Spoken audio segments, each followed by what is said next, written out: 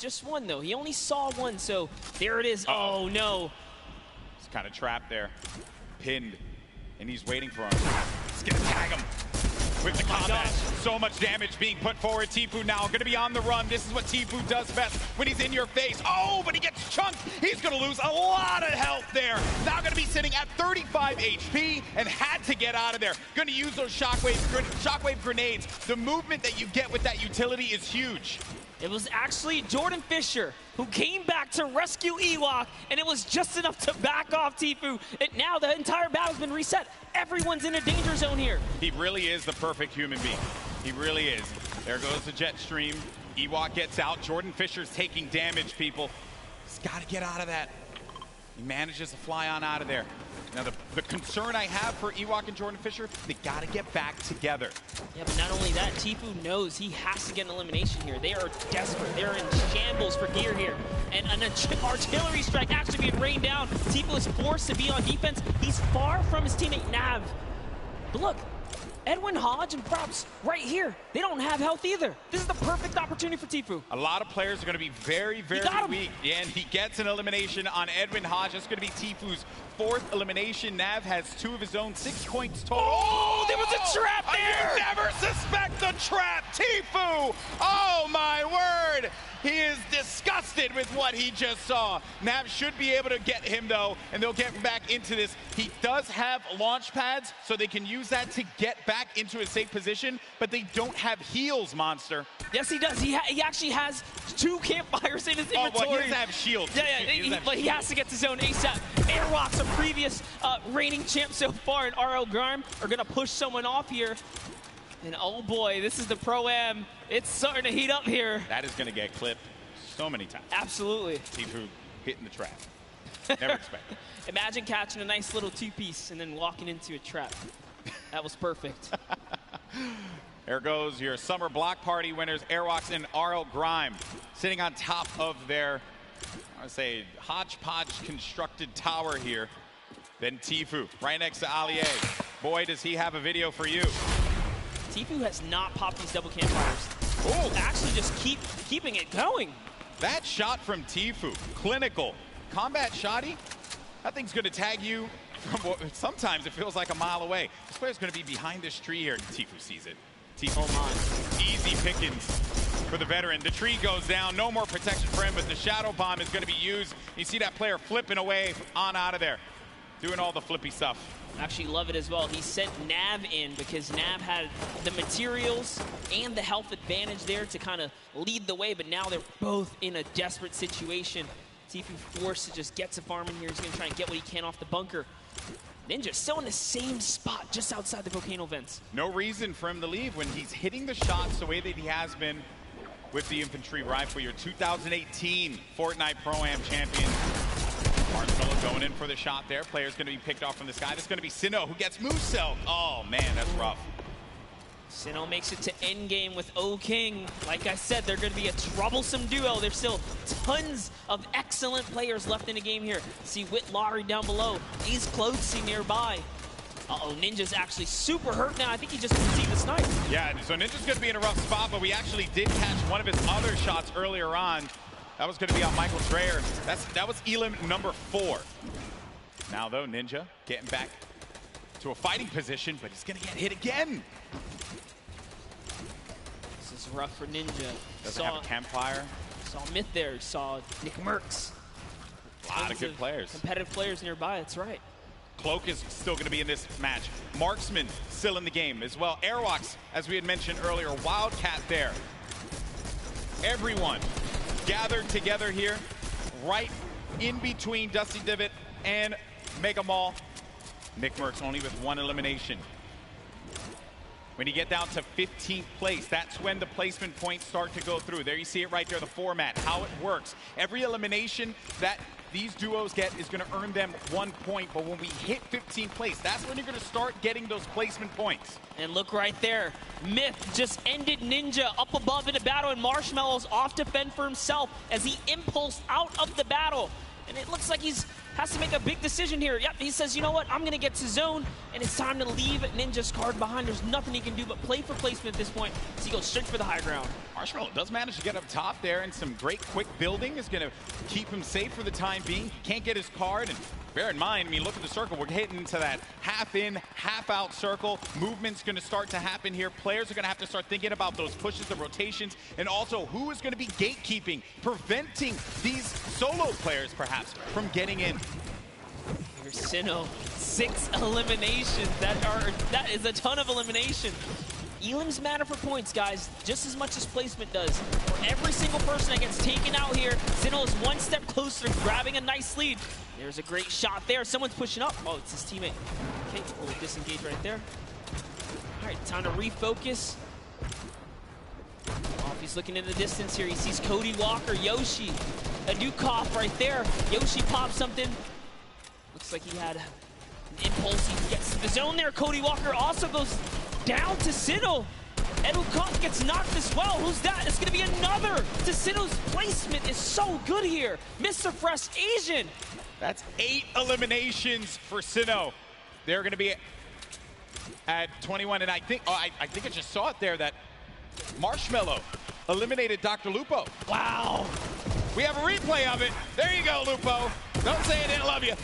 Oh, he clotheslined him, baby. Hit him with a running lariat. Dr. Lupo, you ain't nothing to Marshmello. Love it. Way to go, Marshmello. Keeping the dream alive for him and his duo.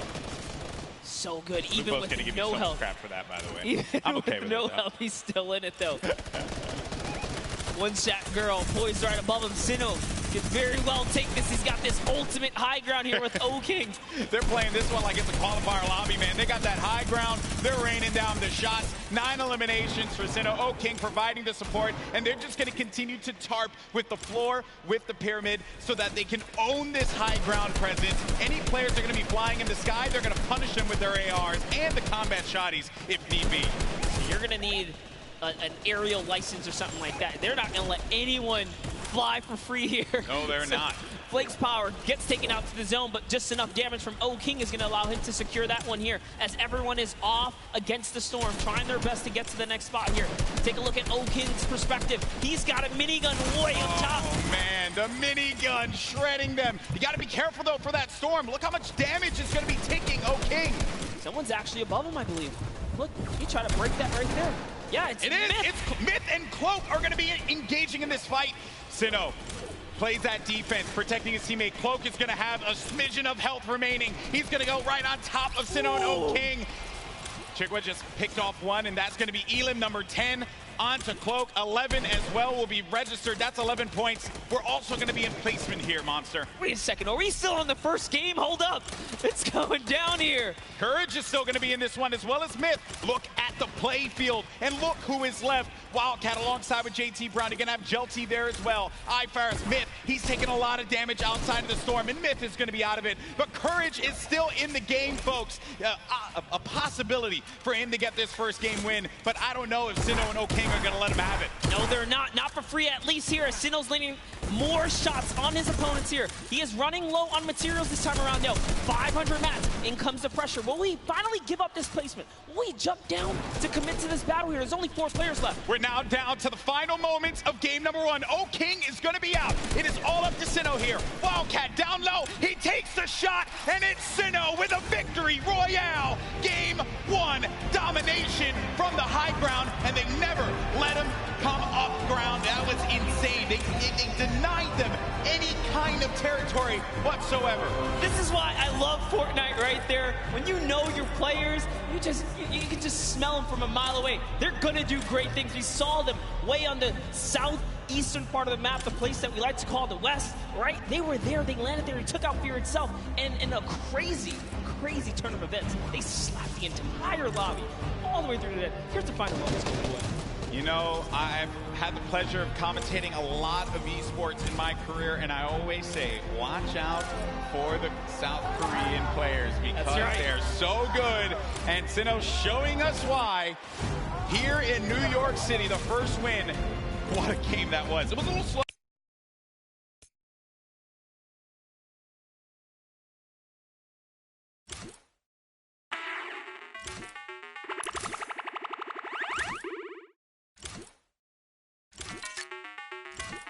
still left in it. It just wasn't enough. When you have that high ground, that's it. And I made the joke, they were playing it like it was a World Cup qualifier. And yeah, I mean, you get that high ground, you deny them any kind of presence to be able to build up to the top. It was very close. That Myth and Cloak could have pushed Sinnoh off. And had they done that, I think we'd be looking at a different winner in game one. But credit to Sinnoh for keeping his cool, as well as O'King for supporting him in that one. Yeah, Cloakzy might have had the high ground, but if I'm not mistaken, Myth just hit him with a really good shot. Putting his back against the wall, he had no help. Sinnoh comes out with that side peek, and it was all his, and easy raining from there. Yeah, some good moments in that game for sure, and we thank you all so much for joining us here. That was just game one of the Fortnite Pro-Am here at the Fortnite World Cup Finals, our third Pro-Am ever. We've had some great games throughout the day. The Creator Showdown was a blast to watch. Some really, different experiences for a lot of our viewers. I mean, hey, we watched $1 million jump, literally. $1 million jump. That was insane. I know. I realized I made some poor decisions career-wise when I was not in there for the $1 million jump. That was awesome. And then we just saw one of South Korea's best players in Fortnite, Sinnoh, just take game one in dominating fashion.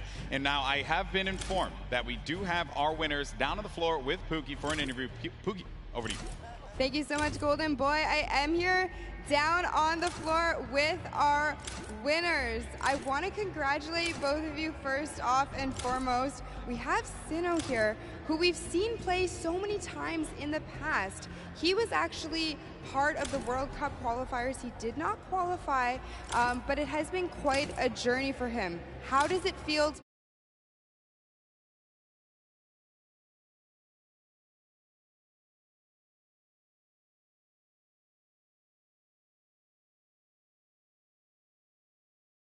되셔서 이 무대에 서게 된 그런 소감이 어떻게 되시나요? 일단은 소감 일단 제가 여기 있는 거가 믿기지가 않고요. 게다가 첫 라운드까지 우승을 하니까 지금 진짜 기분이 정말 좋네요. I actually can't believe that I won this first round, and it feels awesome to be on this stage. Well, I can believe it. You guys were playing clinically with the high ground, the tarping. Unbelievable gameplay. Congratulations. Down on the end, you've done charity events before, so you've done this before as well, but is this your first time playing Fortnite in front of all of these people? 우선 일단 하이그라운드에서 잘 이렇게 플레이 하셨던 것 같고 이렇게 체리티 자선 기부 행사에서 저번에 플레이 하셨던 것 같은데 이 많은 사람들 앞에서 플레이 하셨던 게 어떠셨어요? 일단 굉장한 영광이고 이렇게 또 좋은 행사에서 좋은 사람들과 좋은 성적을 거둘 수 있을 것 같아서 뭐 미리 뭐 김칫국은 아니지만 좀 다음 라운드에서부터도 더 좋은 성적 내가지고 처음에 들어올 때 우리 아는 사람들 거의 없었거든요. 한 명도 없었어요. 요 대회 끝날 때 저희를 모르는 사람이 한 명도 없게끔 만들도록 하겠습니다.